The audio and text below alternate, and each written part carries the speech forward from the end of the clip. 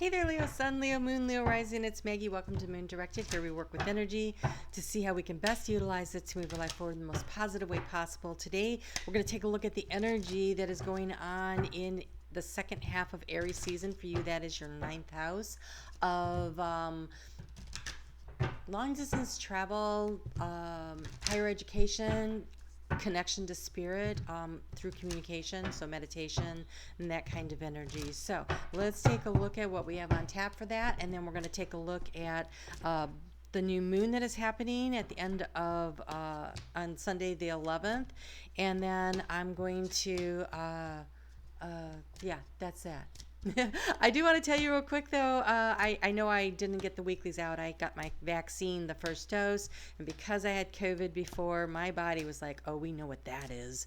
And even though I didn't get a live virus or anything like that, I didn't recognize the code and it behaved aggressively. And so it was like for 2 days I got to revisit having COVID. It was really fun. I really enjoyed it. So I didn't get the videos out, but I do want to tell you that as I'm recording this, it is Wednesday the 7th, and we do have the moon is in Pisces, and the moon in Pisces for Wednesday and Thursday is productive. But by the time it gets to the end part of Friday, it's coming into conjunction with Neptune, and things get a little lackadaisical. So I really want to encourage you to get any projects done. If you're viewing this on Thursday, like wrap some stuff up, get it done. It's going to be hard to really feel motivated on Friday. It's always hard to feel motivated on Friday anyway, but it's going to be harder than usual. So try to get some stuff done. But what's really nice is when that moon moves into Aries on Saturday morning at 2:11 a.m. Eastern Daylight Time in the United States. It is a very nicely aspected moon that has like all the sweetness around it. It is going to cross over Chiron. You might get a little stirring up of some things that need to be healed, but then you run into Venus. And so there's just really great energy like for romance and dreaming. And I really want to encourage you over the weekend to write down your dreams. Write them down, write them down, write them down, write them down. Write them down. That's what they give. Okay, I heard you. Okay, so for some reason in particular, because they haven't really said this with everyone else. So for you, definitely write them down, okay? So write them down, put them on paper. Don't forget to count your gratitude. You make your gratitude list of what you're grateful about that you receive, but also what you're grateful, what you really love about yourself. Like self-love is part of self-care. And so put the effort into that for yourself. All right, so we're going to go ahead and get into the cards for the next couple of weeks here, and you have stand up for yourself. But what's interesting is because it's the two flamingos nose to nose causing that little heart shape there, I feel like stand up for yourself in a partnership. Whether it's business or personal, there's a need for you to follow your intuition because of that moon there and stand up for yourself, speak your mind.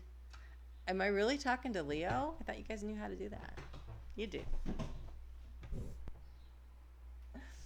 All right, let's see what else the cards have to say. But that was pretty, yeah, no, there's a need for you to be willing to be authentically who you are this week going forward in order to achieve the best results possible. Okay, so past, present, future, thoughts, feelings, actions. The center card here is the key to the situation. I actually assigned Lenormand card houses to each of them for a little more depth of clarity. And yeah, find your identity. Oh, wow. Yeah, stand up for yourself. Like, oh my gosh. Okay, so I just heard in The Lion King, Mufasa, remember who you are. Oh my God, and it's a lion, no wonder. Okay, yes. So remember who you are. Stand up for yourself. Find your own identity. I don't know what's making you feel less. Oh my gosh. Okay, so I'm seeing a little, oh gosh. All right, Leo, right now I just want to give you all a big hug. I see a little wet kitten. Shake yourself off. And don't forget you know how to roar. Okay? All right. Wow. Because it just literally shook itself off, fluffed itself up, and morphed into a lion and roared. So don't forget you know how to roar. All right. Before I go any further, could you do me a favor, please, and hit that thumbs up? I know all the YouTubers are asking you to do it. There's a reason YouTube is making us do it in order for our videos to be shown. So anytime you click on any YouTube video for anybody, if you would please hit the thumbs up button for them, it helps all of the channels that you enjoy be able to get their videos out there. I have to tell you, it is hard watching your channel viewership disappear because of these new analytics. And so help out everybody just by hitting that thumbs up, leaving comments. It's super appreciated. Okay, in the past, you've been trying to find balance. You got the little blue birds of happiness, and you got antennas pointed to spirit, and they are whispering to you and trying to help you, to point you toward the future, toward the transformation, in the direction you're supposed to go, to regain the balance. And part of that is going to be you finding your voice again. Interesting. In order to transform the situation, you have practiced patience. There's divine timing is definitely at work. I want to say also have patience for yourself, have patience for the situation, have patience with other people, of course. That's always fun. Also moving forward, there's a lot pointing to the future here. Okay, you're getting ready to stretch your neck out. This is the part where you're going to stand up for yourself. And remember, this is over the next 2 weeks, okay? So you're going to have to, and again, the antennas there pointed up to spirit, receiving information and guidance. And really, connection to spirit, like this raven is flying high. There is a need to really get the information, and allow spirit to put some things into place. This cycle of the moon, okay, that's a full moon, and in 2 weeks after the new moon, you have a full moon, and so there is something about the timing when you get into Taurus season that's going to be really key. And Taurus season for you would be your career sector. So there's something happening here, and it might be around speaking up for yourself in a business situation. You've been seeking a lot of clarity. Again, we got the bats, that's sonar, that's intuition, and it's actually called clarity. So we got the moon very highlighted here. So there's something about the cycle of the moon, but there's a lot to do with intuition. And I knew it. In your heart, you're going to roar. It says be strong. You are moving. So maybe not over the course of the next 2 weeks, but I think as you're moving out and we're getting into that full moon, you're going to stand up for yourself. And so I think it's a matter of figuring out who you are and what it is you really want. Find your identity. Take the time to do the soul searching to know exactly who you are and what it is you're truly trying to accomplish before you go out there and demand it. Command it is what, okay, command it from the world. Remember who you are. All right, so the obstacle, we have fertility. So for some of you, there's something you've been trying to grow, a relationship, an opportunity, prospecting for business. I'm not really sure. For some of you, maybe about getting pregnant, because with all these moon cycles here, it could be that also. But there's something that you've been trying to get moving, and it has felt blocked. And that's why the seeking for the clarity. Okay, so here we have seek and find. And this little chipmunk is all about seeking and finding through intuition. It has the purple grapes, purple being the third eye chakra. It is like the cornucopia. But when I read in the book, it spoke specifically about connecting with spirit in order to bring in the abundance. So seek and find. Take this time over the next couple of weeks to really focus in using your intuition and through your heart space and journaling and writing down and working it out and knowing what exactly it is that you're when you have a clear picture of it, stretch your neck out there, be strong, and take a chance. Stretch your neck out and take a chance. They say the exact same thing to me, right? So you're going to have but right now I think there's a matter of the timing, and there's a matter of the cohesiveness in your mind of exactly what it is that you're going for. And ninth house is all about that. It is about getting the knowledge and the education either through spirit or through actual research, study, and learning. So what is it that you need to know that you don't know yet? Seek and find it, right? So the next 2 weeks, really focus in on the details of what it is you need to know, using your intuition, using actual studying. Take the time to get the information that you need to coalesce a plan, so that you know when. So you'll be ready to take action. You're going to have to take a chance. And the nice thing about starfish is if you lose a limb, they regenerate, so you'll be fine. You know. You're gonna have to stretch your neck out. It feels a little risky, but oh my goodness, you're Leo.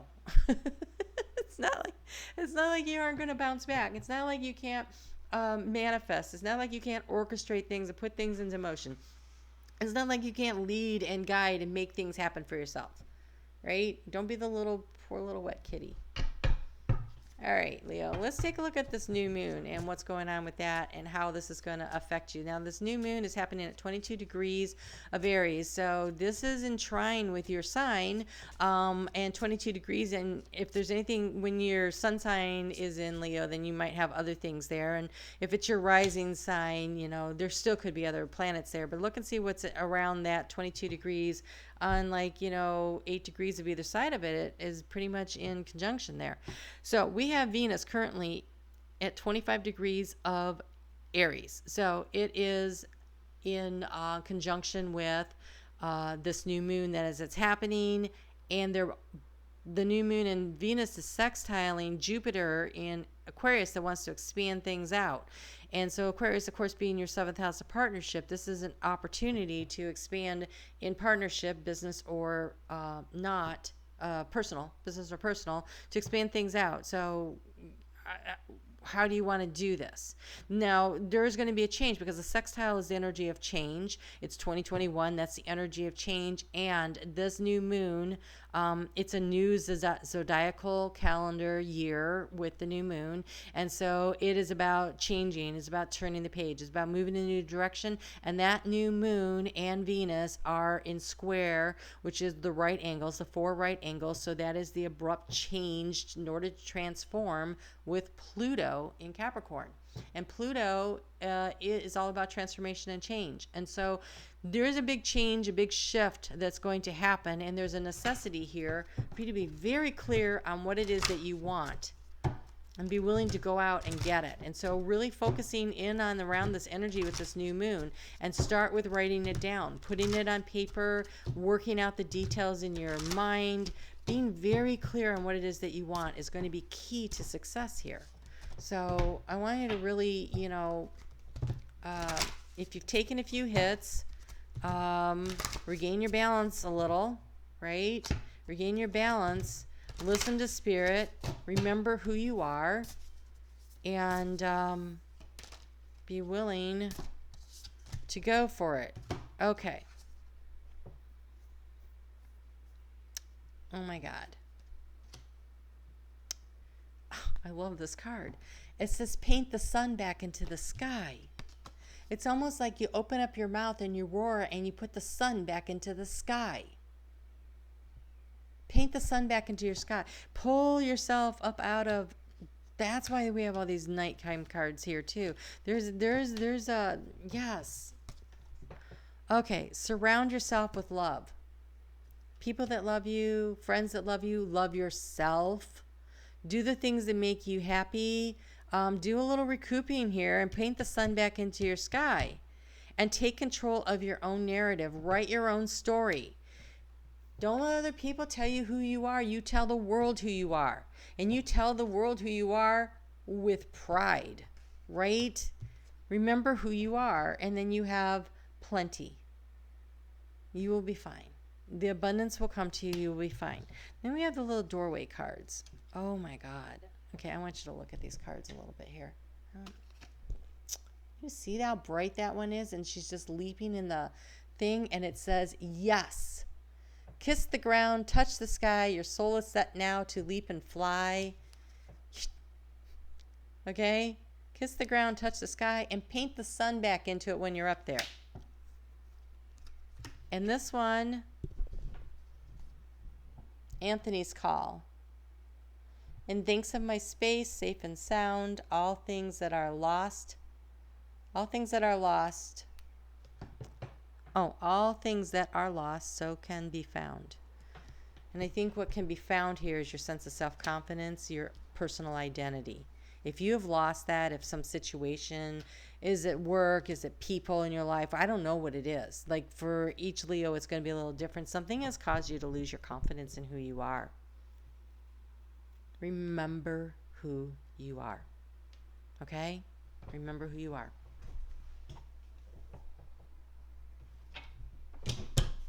All right. We're going to go with that fun little sassy affirmators and see what we get for you for some final words from Spirit. But I think Mufasa says it best. Remember who you are and paint the sun back into the sky, okay?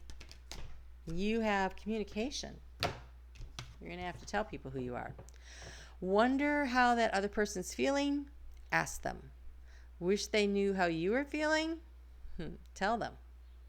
You tell people who you are. You don't let them tell you who you are.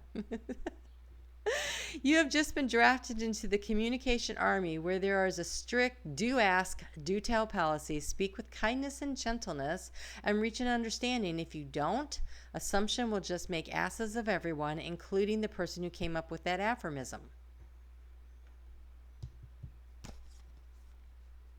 All right, so the reading's over. You can leave if you want, but I just want to say this. When I was in middle school, the teacher that I disliked the most was the one that introduced me to that. Don't assume. That makes asses of you and me. And oh, no, that was high school. It was Mr. Wainwright. Yeah, I'm calling you out, Mr. Wainwright.